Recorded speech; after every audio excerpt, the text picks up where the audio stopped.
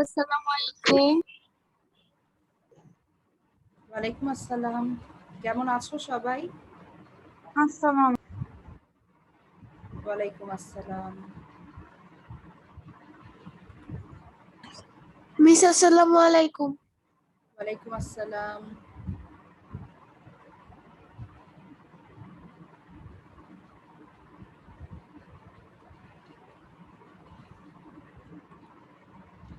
আচ্ছা, মেয়েরা বলো তো সবাই, গত ক্লাসে আমরা কি পড়েছিলাম? দেখি কার মনে আছে।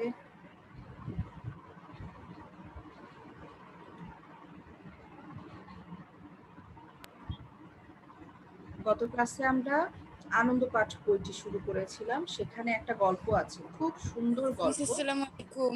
ওয়ালাইকুম আসসালাম। সেই গল্পটির নাম হচ্ছে তোতা কাহিনী। একটি পাখির কাহিনী, তোতা কাহিনী, লিখেছেন রবীন্দ্রনাথ ঠাকুর। এই গল্পটি আমরা গত ক্লাসে আলোচনা শুরু করেছিলাম। আজকে আমরা ওই গল্পটির বাকি অংশ করব। তো তোমরা আমাকে একটু বলবে যে স্ক্রিনে দেখতে পাচ্ছ কিনা। আমি তোমাদের জন্য স্ক্রিনে শেয়ার করছি গল্পটা।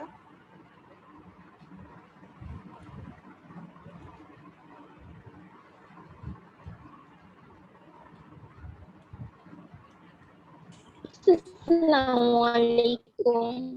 ওয়ালাইকুম আসসালাম। মেয়েরা, তোমরা কি দেখতে পাচ্ছ বইটা? আসসালামু আলাইকুম। ওয়ালাইকুম আসসালাম।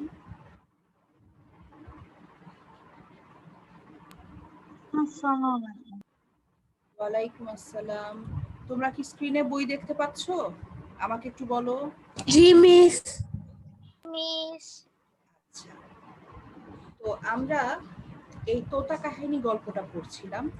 এই গল্পটাতে আমরা দেখেছি যে একটা পাখি ছিল। মিস আসসালামু আলাইকুম। ওয়ালাইকুম আসসালাম। একটা পাখি ছিল, সেই পাখিটা ছিল মূর্খ। মূর্খ বলতে সে পড়াশোনা জানতো না। তো সে কি করতো? সে গান গাইতো, সে শাস্ত্র পড়তো না, সে লাফাইতো উড়িতো, কিন্তু কায়দা কানুন কাকে বলে তার জানা ছিল না। অর্থাৎ পাখিটি শিক্ষিত ছিল না। তো রাজা মশাই হুকুম দিয়েছিলেন যে পাখিটিকে শিক্ষিত করতে হবে। এই শিক্ষা দেওয়ার ভার বা মিস দায়িত্ব। আসসালামু আলাইকুম। ওয়ালাইকুম আসসালাম। এই পাখিটিকে শিক্ষা দেওয়ার দায়িত্ব প্রদান করা হয়েছিল কাকে? রাজার ভাগিনাদের উপর। ভাগিনা কারা? বোনের ছেলে, তাদেরকে বলে ভাগিনা। এটা সাধু ভাষার শব্দ, আমরা বলি চলিত ভাষায় ভাগ্নে। রাজার যে নিকট আত্মীয়, রাজার ভাগ্নে, তাদের উপরে এই দায়িত্ব দেয়া হলো পাখিটাকে শিক্ষিত করা। তো এরপরে আমরা কি দেখলাম?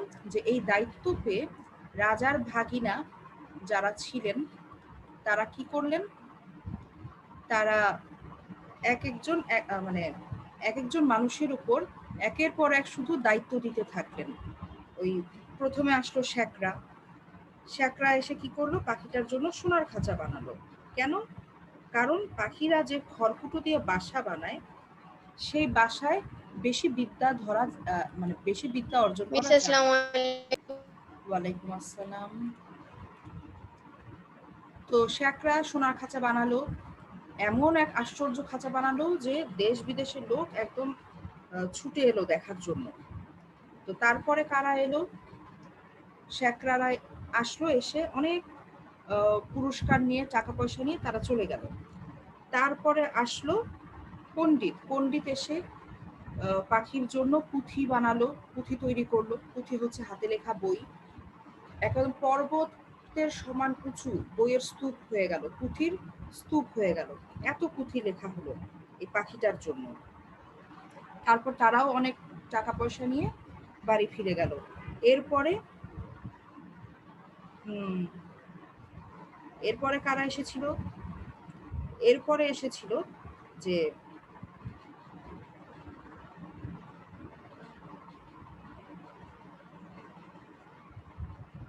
আচ্ছা, তো এই যে কাজকর্মগুলো হচ্ছিল, সবাই কাজগুলো করে টাকা পয়সা নিয়ে, পুরস্কার নিয়ে বাড়ি ফিরে যাচ্ছিল। এখন এই কাজগুলো ঠিকঠাক মতো হচ্ছে কিনা এইটা তদারক করার জন্য আবার আরো লোক নিয়োগ করা হয়েছিল। যারা কাজ করছে তারা তো করছেই, ওদেরকে তদারক করার জন্য, ওদের কাজকর্ম ঠিকমতো আহ, দেখভাল করার জন্য আরো লোক নিয়োগ করা হয়েছিল। মানে একটা ছোট পাখিকে শিক্ষা দেয়া হবে সেই কারণে এত বেশি লোক এখানে জড়িত হয়ে গেল, এবং এত এত টাকা ব্যয় হলো। রাজার কোষ, রাজকোষ যেটাকে বলে, রাজার যে টাকা পয়সার ভান্ডার, সেই রাজকোষ থেকে এত টাকা পয়সা ব্যয় করা হলো যেটা বলার মতো না। তো পাখিটা এই যে খাঁচায় বন্দি ছিল, তাকে আহ, শিক্ষা তার কেমন হচ্ছে এটা দেখার জন্য স্বয়ং রাজা নিজে এসেছিলেন পাখিটার কাছে দেখতে। তো এসে তিনি যখন ওই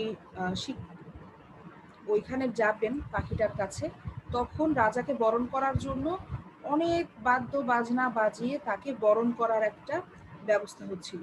তো রাজা সেই ব্যবস্থা দেখে, এত আয়োজন, এত শাঁখের শব্দ, তারপর ঢোল, আহ, এত বাদ্য বাজনার শব্দ, সমস্ত কিছু শুনে তিনি এই আয়োজনে মুগ্ধ হয়ে চলে যাচ্ছিলেন পাখিটার সাথে দেখা না করেই। তখন নিন্দুক, লেখক বলেছেন নিন্দুক, এখানে হচ্ছে আহ কবি, আমাদের যে লেখক রবীন্দ্রনাথ ঠাকুর, তিনি নিন্দুক বলতে এখানে কাকে বুঝিয়েছেন গত ক্লাসে বলেছিলাম, মনে আছে? নিন্দুক শব্দটার অর্থ হচ্ছে যে ব্যক্তি নিন্দা করে। তো এইখানে বলা হয়েছে সত্যবাদী অর্থে। যা ঘটছে, যা ঘটনাগুলো ঘটছে, সেই ঘটনার যে সত্য প্রকাশ করছেন যিনি, তাকে লেখক রবীন্দ্রনাথ ঠাকুর এখানে নিন্দুক হিসেবে ব্যক্ত করেছেন, উপস্থাপন করেছেন। তো রাজা যখন চলে যাচ্ছিলেন তখন নিন্দুক বলেছিল যে আপনি তো দেখতে এসেছিলেন পাখিটা কতটুকু শিক্ষিত হয়েছে, আপনি কি দেখেছেন পাখিটার কি অবস্থা? আসসালামু আলাইকুম। ওয়ালাইকুম আসসালাম।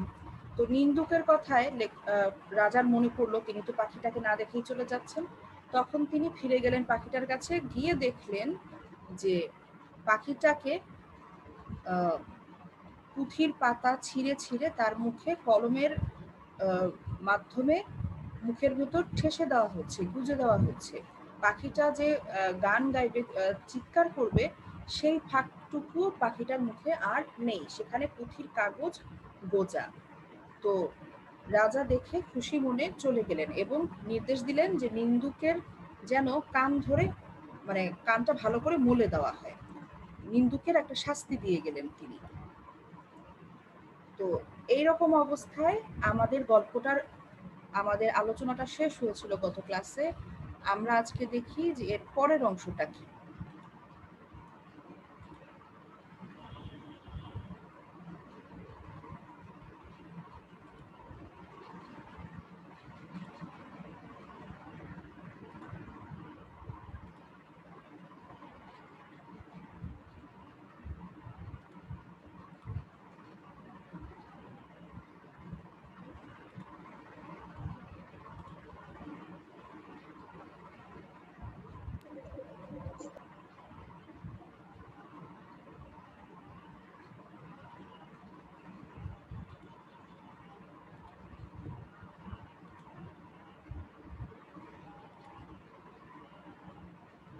এই যে দেখো, সবাই স্ক্রিনে দেখতে পাচ্ছ? আমাকে একটু বলো 7 নম্বর দেখা যাচ্ছে? গল্পের 7 নম্বর অংশ? আচ্ছা, ঠিক আছে। তো এই দেখো, আমরা 6 নম্বর থেকে একটু পড়ি। পাখিটা দিনে দিনে ভদ্র দস্তুর মতো আধমরা হয়ে আসিল। এই যে পাখিটাকে যেভাবে শিক্ষা দেওয়া হচ্ছিল, তাতে পাখিটার কি হলো? পাখিটার আধমরা দশা হলো। অভিভাবকেরা বুঝিল বেশ আশাজনক, তবু স্বভাব দোষে সকালবেলার আলোর দিকে পাখি চায় আর অন্যায় রকমে পাখা ঝটপট করে। এই যে স্বভাব দোষে, স্বভাব দোষে কি? পাখির স্বভাব হচ্ছে পাখি মুক্ত আকাশে উড়ে বেড়াবে, পাখি গাছের ডালে নাচানাচি করবে, পাখি গান গাইবে। সকালে যখন ভোরের আলো ফুটে ওঠে তখন পাখি কিচিরমিচির করে, গান গায়। তো এগুলো হচ্ছে পাখির স্বভাব। তো সেই স্বভাবের কারণেই সকালবেলার আলোর দিকে পাখি অসহায়ের মতো তাকিয়ে থাকে আর ডানা ঝটপট করে, পাখা ঝটপট করে, সে উড়ে যেতে চায়, এই খাঁচায় সে আর থাকতে চায় না। এমনকি একদিন দেখা যায় সে তার রোগা ঠোঁট দিয়া খাঁচার শলা কাটিবার চেষ্টায় আছে, অর্থাৎ এই খাঁচা ভেঙে সে পালিয়ে যেতে চাইছে। কোতোয়াল বলিল, এ কি বেয়াদবি! তখন শিক্ষা মহলে হাপড় হাতুড়ি আগুন লইয়া কামার আসিল। কামার আসিয়া হাজির, কি দমাদ্দম পিটানি! লোহার শিকল তৈরি হইল, পাখির ডানাও গেল কাটা। আচ্ছা, দেখো এই যে পাখি যে পালিয়ে যাওয়ার একটা চেষ্টা করছিল, এই খাঁচার ভিতর যে সে থাকতে চাইছিল না, এই চেষ্টাটা দেখে ফেলেছিল কোতোয়াল। কোতোয়াল মানে যে প্রহরী, পাহারাদার। সে দেখে সে দেখে ফেলায় তখন কি ব্যবস্থা হলো, তখন কামার আসলো। কামারের কাজ হচ্ছে লোহা লক্কর এসব নিয়ে কাজ করা। সে এসে লোহার শিকল তৈরি করলো এবং পাখির ডানাটাও কেটে দেওয়া হলো। এখন পাখি আর উড়ে কোথাও যেতে পারবে না। রাজার সম্বন্ধীরা মুখ হাঁড়ি করিয়া মাথা নাড়িয়া বলিল, এ রাজ্যে পাখিদের কেবল যে আক্কেল নাই তা নয়, কৃতজ্ঞতাও নাই। মানে এই যে পাখিটার জন্য সোনার খাঁচা তৈরি করা হয়েছে, তার শিক্ষা অর্জনের জন্য এত এত ব্যবস্থা করা হয়েছে, এত এত টাকা। তোমরা দেখেছো যে যখন যেই কাজ করেছে তাকেই রাজা অনেক অনেক পারিশ্রমিক দিয়েছেন। পণ্ডিতেরা টাকা নিয়ে গেছেন, স্বর্ণকার শেখরা যারা তারা টাকা নিয়ে গেছেন, এবং এক একজন অনেক অনেক বেশি, কেউ কেউ নিজে বহন করতে পারেনি এত টাকার বস্তা, তারা একেবারে আহ, গরুর পিঠে চাপিয়ে টাকার বস্তা নিয়ে গিয়েছে। তারপরে যে ভাগিনাদের গলায় সোনার হার দেওয়া হয়েছে। তো প্রচুর টাকা পয়সা এই একটা কাজের জন্য সেখানে ব্যয় করা হয়েছে। তো রাজার যে সম্বন্ধীরা আত্মীয়রা তারা মুখ হারি করিয়া বলিল, মানে মুখ ভার করে বলল যে এই রাজ্যে পাখিরা যে কেবল মানে বুদ্ধিহীন তা নয়, মানে আক্কেল নাই অর্থাৎ বুদ্ধি নাই, শুধু যে বুদ্ধি নেই বোকা সেটাই না, তারা একেবারে অকৃতজ্ঞ। এত আয়োজন হচ্ছে তাদের জন্য অথচ তাদের মধ্যে কোনো কৃতজ্ঞতা নেই, তারা খাঁচার ভেঙে চলে যেতে চায়। তখন পণ্ডিতেরা এক হাতে কলম এক হাতে সরকি লইয়া এমনই কাণ্ড করিল যাকে বলে শিক্ষা। আচ্ছা, পণ্ডিতেরা তখন কি করলেন, এক হাতে কলম নিলেন, এক হাতে বর্ষা নিলেন, সরকি মানে বর্ষা বা বল্লম, এই সব নিয়ে তারা একেবারে হুলস্থুল কাণ্ড, শিক্ষা দেওয়ার জন্য পাখিটাকে খুব হুলস্থুল কাণ্ড শুরু করলেন। এরপরে কি হলো, কামারের পসার বাড়িয়া কামারগিন্নির গায়ে সোনা দানা চড়িল এবং কোতোয়ালের হুঁশিয়ারি দেখিয়া রাজা তাকে শিরোপা দিলেন। দেখো আবারও টাকা পয়সার ব্যাপার। এই যে কামার, যে সোনা লোহার শিকল তৈরি করে দিল, তার পসার বেড়ে গেল, পসার মানে তার কাজকর্মের উন্নতি ঘটলো। তো সেটা বেড়ে গেল এবং কামার গিন্নি মানে কামারের যে স্ত্রী, কামার এত টাকা পয়সা রোজগার করলো যে কামারের স্ত্রীর গায়ে একদম সোনার গয়না দেখা গেল। কামার এরা তো খুব মানে গরিব হয়, এদের কাজকর্ম অত বেশি থাকে না, এদের আয় উপার্জন বেশি থাকে না। তো এদের স্ত্রীর গায়ে সোনার গয়না থাকা মানে বিশাল ব্যাপার। তো তারা কামার এত উন্নতি করে ফেললো এই কাজ করে যে তার স্ত্রীর গায়ে একদম সোনার গয়না চলে আসলো। আর এই যে কোতোয়াল, যে পাখিটা উড়ে যাচ্ছিল দেখে ফেলেছিল, সেই কোতোয়ালের এই সতর্কতা, হুঁশিয়ারি মানে সতর্কতা, এই সতর্কতা দেখে কাজের প্রতি, সেটা দেখে তাকে কি করা হলো, রাজা তাকে শিরোপা দিলেন, পুরস্কার। আচ্ছা, এরপরে দেখো সাথে কি আছে, পাখিটা মরিল কোন কালে যে কেউ তার ঠাহর কি, পাখিটা মরিল কোন কালে যে কেউ তার ঠাহর করিতে পারে নাই। মানে পাখিটা মারা গেল এবং কোন সময় মারা গেল কেউ সেটা আর আহ, টের পায়নি। ঠাহর করা মানে টের পাওয়া। নিন্দুক লক্ষ্মী ছাড়া রটাইল, পাখি মরিয়াছে। নিন্দুক ওই যে যে নিন্দা করে, এখানে সত্যবাদী।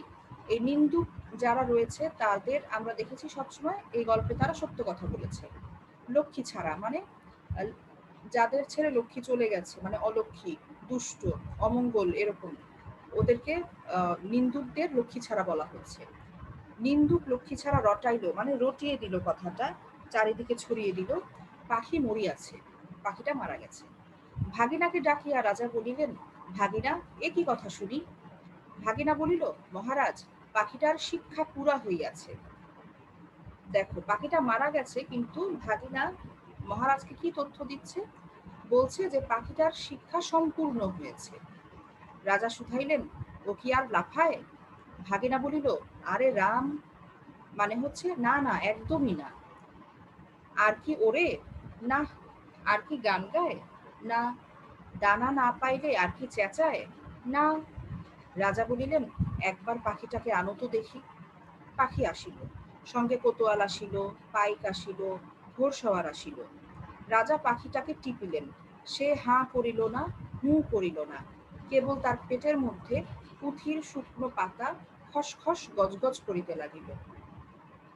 দেখো, এই যে পাখিটা তো মারা গিয়েছে, পাখিটা মারা গিয়েছে বলেই সে আর লাফায় না, সে আর গান গায় না, সে ওড়ে না। দানা, দানা মানে খাবার, সে খাবার না পেলে সে আর চেঁচামেচি করে না।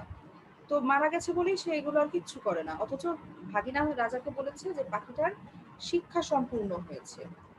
ভুল কথা রাজার কাছে সে আহ, এসে উপস্থাপন করছে। তো রাজা কৌতূহলী হয়ে বললেন, পাখিটাকে আনো, একবার দেখি কি অবস্থা।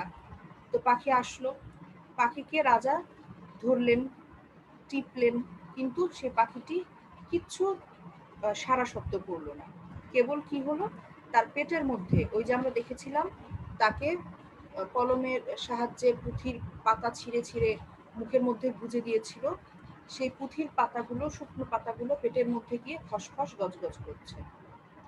পাখিটা মারা গিয়েছে। বাহিরে নববসন্তের দক্ষিণ হাওয়ায় কিশলয়গুলি, কিশলয় মানে নতুন সবুজ পাতা, কচি পাতা, কিশলয়গুলি দীর্ঘ নিঃশ্বাসে মুখরিত বনের আকাশ আকুল করিয়া দিল। খুব একটা দুঃখের একটা সমাপ্তি গল্পটা এখানেই শেষ। যে পাখিটা মারা গিয়েছে, তাকে যেইভাবে আহ, এত আয়োজন করে অনর্থক আহ, যেভাবে তাকে কষ্ট দিয়ে তাকে শিক্ষা দেওয়ার প্রচেষ্টা করা হয়েছিল, সেটা যে কতটা ব্যর্থ, শেষ পর্যন্ত যে পাখিটা মারা গেল সেটাই আমরা দেখলাম। আরেকটা শিক্ষা আছে এই গল্প থেকে, সেটা হলো যে মানুষের, আমাদের চারপাশে এই যে সমাজ ব্যবস্থা, এইখানে আমরা দেখি যে যারা রাজা, এটা তো একটা প্রতীক হিসেবে রবীন্দ্রনাথ লিখেছেন, পাখিটা একটা প্রতীক। পাখিটাকে শিক্ষা দেওয়াটা একটা গল্পের ছলে তিনি একটা সত্য কথাকে তুলে ধরার চেষ্টা করেছেন। আমাদের চারপাশে যে সত্য রয়েছে, সেই সত্যটাকে লেখক এখানে একটা রাজা এবং রাজার যে ঘটনাগুলো ঘটে রাজার সাথে, রাজা কিভাবে পাখিটাকে একটা শিক্ষা অর্জনের ব্যবস্থা করেন, এই যে হুলস্থুল আয়োজন, এই সমস্ত কিছু হচ্ছে গল্পের মাধ্যমে একটা সত্যকে তুলে ধরার চেষ্টা।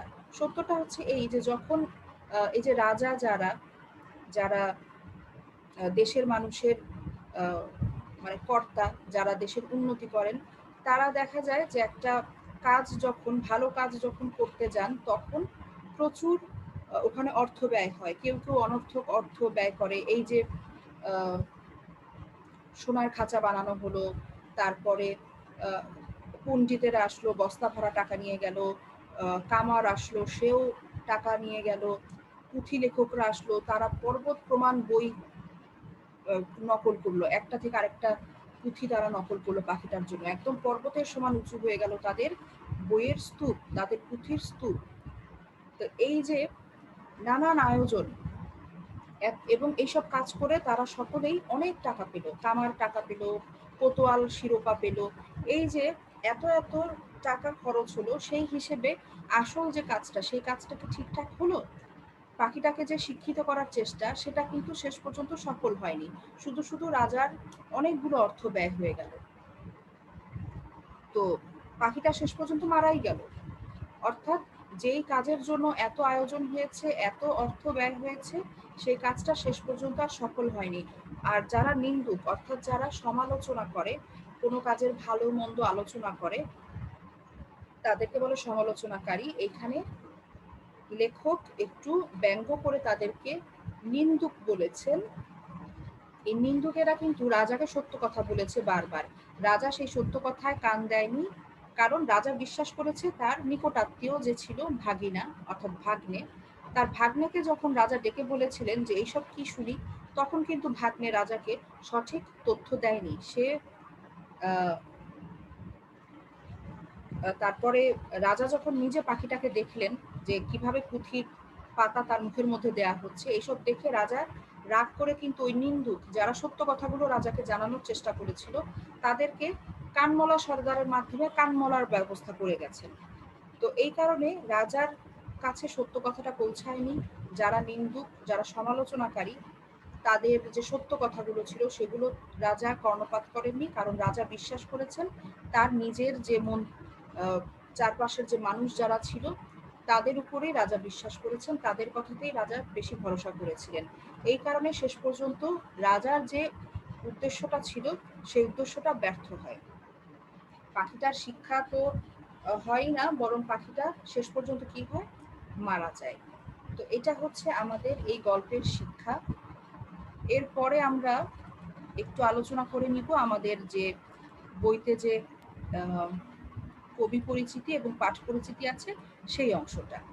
লেখক পরিচিতি। লেখক পরিচিতি আমরা রবীন্দ্রনাথ ঠাকুরের সংক্ষিপ্ত জীবনী আমরা সকলেই এর আগে পড়েছি। আবার করে নেই, এখান থেকে খুব গুরুত্বপূর্ণ প্রশ্ন আসে, গুরুত্বপূর্ণ অংশ এটা। দেখো সবাই, রবীন্দ্রনাথ ঠাকুর 25শে বৈশাখ 1268 বঙ্গাব্দে 7ই মে 1861 খ্রিস্টাব্দ। এই 25শে বৈশাখ 1268 হচ্ছে বাংলা সালের হিসাব, আর ইংরেজি তারিখ হচ্ছে 7ই মে 1861 সাল বা খ্রিস্টাব্দ। কলকাতার জোড়াসাঁকোর ঠাকুর পরিবারে জন্মগ্রহণ করেন। সবাই দাগ দেবে এটা। তার পিতা মহর্ষি দেবেন্দ্রনাথ ঠাকুর ও মাতা সারদা সুন্দরী দেবী। বাল্যকালেই তার কবি প্রতিভার উন্মেষ ঘটে। সবাই দাগ দিবে। রবীন্দ্রনাথ ঠাকুরের কবি প্রতিভার উন্মেষ ঘটে কবে? উত্তর হচ্ছে বাল্যকালে, অর্থাৎ ছোটবেলায়, ছেলেবেলায়, বালক বয়সে। তিনি ছিলেন একাধারে সাহিত্যিক, দার্শনিক, শিক্ষাবিদ, গীতিকার, সুরকার, চিত্রশিল্পী, অভিনেতা। কবিতা, উপন্যাস, ছোটগল্প, নাটক, প্রবন্ধ, গান অর্থাৎ সাহিত্যের প্রায় সকল শাখাই তার অবদানে সমৃদ্ধ। তার অজস্র রচনার মধ্যে এবার দাগ দেবে মানসী, সোনার তরী, চিত্রা, কল্পনা, বলাকা, পুনশ্চ, চোখের বালি, গোড়া, ঘরে বাইরে, শেষের কবিতা, বিসর্জন, ডাকঘর, রক্তকরবী, গল্পগুচ্ছ, বিচিত্র প্রবন্ধ, কালান্তর ইত্যাদি বিশেষভাবে উল্লেখযোগ্য। লেখকের যে উল্লেখযোগ্য সাহিত্যের নামগুলো সেগুলো একটু দাগ দিয়ে রাখবে এবং ভালোভাবে পড়বে।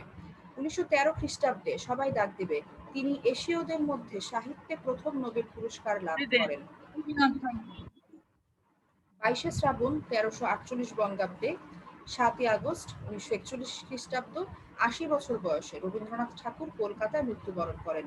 লেখকের মৃত্যুর সাল এবং তারিখ এবং কত বছর বয়সে তিনি মৃত্যুবরণ করেছেন এগুলোও গুরুত্বপূর্ণ, একটু দাগ দিয়ে রেখো। এবারে আমরা পাঠ পরিচিতি ও মূল ভাবটা পড়ছি। একবার মূর্খ তোতা পাখির শিক্ষার প্রয়োজনীয়তা অনুভব করলেন রাজা। রাজার ভাগিনাদের ওপর দেয়া হলো সেই শিক্ষার ভার। ডাকা হলো রাজপণ্ডিতদের। তারা নানা আলোচনা শেষে তারা সিদ্ধান্ত জানালেন, সামান্য খড়কুটো দিয়ে পাখিটি যে বাসা বাঁধে সে বাসা অধিক বিদ্যা ধারণের উপযুক্ত নয়। তাই রাজপণ্ডিতদের পরামর্শ অনুযায়ী পাখির জন্য নির্মিত হলো সোনার খাঁচা। অপূর্ব সে খাঁচা দেখার জন্য দেশ বিদেশের লোক ঝুঁকে পড়ল। এরপর পণ্ডিত মশাই এলেন পাখিকে বিদ্যা শেখাতে। পুঁথি লেখকরা পুঁথির নকল করে করে বিশাল স্তূপ তৈরি করল। বিদ্যা শিক্ষার পাশাপাশি চলল খাঁচাটার মেরামত ও মেরামতের তদারকি। পাখির শিক্ষা কার্যক্রম সচক্ষে দেখতে চাইলেন রাজা। পাত্র, মিত্র, অমাত্য নিয়ে রাজা শিক্ষাশালায় উপস্থিত হলেন। অমনি বেজে উঠল নানা বাদ্যযন্ত্র। রাজার শিক্ষাশালায় আসার মূল উদ্দেশ্যই ঢাকা পড়ে গেল রাজাকে স্বাগত জানাবার এমন হুলস্থুল আয়োজনে।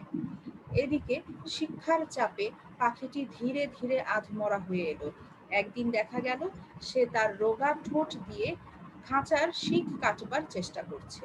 পাখির এ বেয়াদবি দেখে ক্ষিপ্ত কোতোয়াল ডেকে আনলো কামারকে। এবার পাখির জন্য তৈরি হলো শিকল, কাটা পড়লো ডানা। পণ্ডিতেরাও এক হাতে কলম এক হাতে সরকি নিয়ে শিক্ষা দিতে উদ্যত হলো। অবশেষে পাখিটা মারা গেল।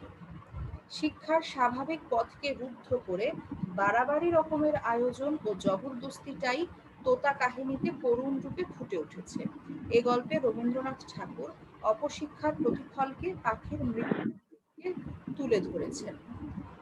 এই যে দেখো, আমরা গল্পটার শেষে যে শিক্ষা আলোচনা করছিলাম, গত ক্লাসেও আমি তোমাদের এই কথাগুলো বলেছি যে পাখির স্বাভাবিক শিক্ষা হচ্ছে সে মুক্ত আকাশে উড়বে, সে স্বাধীনভাবে বাঁচবে, সে গাছের ডালে ডালে উড়ে বেড়াবে, সে গান গাইবে, সে কিচিরমিচির করে ডাকবে। এটা হচ্ছে এভাবেই পাখি প্রকৃতির মাঝে মুক্তভাবে বেঁচে থেকেই কিন্তু শিক্ষা লাভ করে। কিন্তু পাখির এই স্বাভাবিক শিক্ষার পথকে রুদ্ধ করে দিয়ে, বন্ধ করে দিয়ে বাড়াবাড়ি রকমের আয়োজন করা হয়েছে। এই সোনার খাঁচা বানাও, তারপর তার জন্য বইয়ের পর বই লেখো, সেই বইয়ের পাতা ছিঁড়ে ছিঁড়ে তার মুখে গুঁজে দাও। এই যে জবরদস্তি, এই জবরদস্তির ফলে পাখিটার স্বাভাবিক যে জীবন সেটা নষ্ট হয়ে গিয়েছিল। পাখিটা ধীরে ধীরে আধমরা হয়ে গেল এবং এক পর্যায়ে পাখিটা নিজের জীবন বাঁচানোর তাগিদে সে স্বাধীনভাবে বাঁচার জন্য সে খাঁচার শিকটাকে, তার যে রুগ্ন ঠোঁট, সেই ঠোঁট দিয়েই সে কেটে পুড়ে যাওয়ার চেষ্টা করছিল।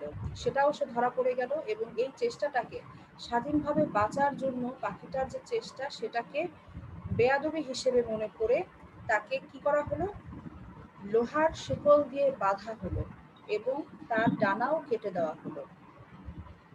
এই যে জবরদস্তিটা হলো, তার উপর জোর জুলুম হলো, অত্যাচার হলো, এই এর ফলে যে করুণ পরিণতি, পাখিটা যে মৃত্যুবরণ করলো, সেই ব্যাপারটি এই গল্পে লেখক রবীন্দ্রনাথ ঠাকুর তুলে ধরেছেন। এই যে অপশিক্ষা, শিক্ষা অর্জনের তো স্বাভাবিক একটা প্রক্রিয়া আছে, সেই শিক্ষা নয়, অপশিক্ষা। অপশিক্ষার যে পরিণাম, সেই পরিণামকে পাখির মৃত্যুর সাথে তুলে ধরেছেন। পাখির মৃত্যুটার সাথে এই অপশিক্ষার পরিণামকে লেখক তুলনা করে ওই প্রতীকে উপস্থাপন করেছেন। এই পাখির স্বাভাবিক শিক্ষার পথকে রুদ্ধ করে দিয়ে যে অপ্রয়োজনীয় বাড়াবাড়ি রকমের যে ব্যবস্থা, আয়োজন এবং তাকে শিক্ষিত করার যে জবরদস্তিমূলক প্রক্রিয়া, তার পরিণতিতে, অর্থাৎ শিক্ষার অপশিক্ষার যে একটা কুফল বা করুণ পরিণতি, সেটাকে পাখির মৃত্যুর সাহায্যে লেখক রবীন্দ্রনাথ ঠাকুর এই গল্পের মধ্যে আমাদের সামনে তুলে ধরেছেন। এই ছিল আমাদের তোতা কাহিনী গল্পটির মূল আলোচনা, মূল ভাব। এখানে আমাদের শব্দার্থ ও টিকা আছে গল্পটির শেষে। সেই শব্দার্থ ও টিকাগুলো সবাই পড়বে। আর যারা এখন ক্লাসে আছো তারা সবাইকে অ্যাটেন্ডেন্সটা আমাকে দিয়েছো? বলো।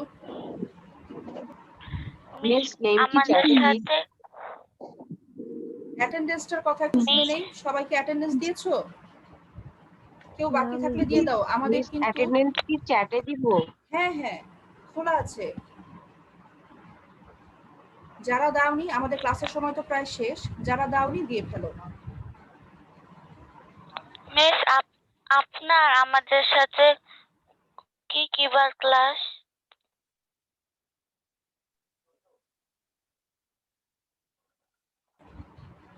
আমার সাথে তোমাদের কি বার ক্লাস? আমার সাথে তোমাদের বুধবার সকাল 10টায় একটা ক্লাস।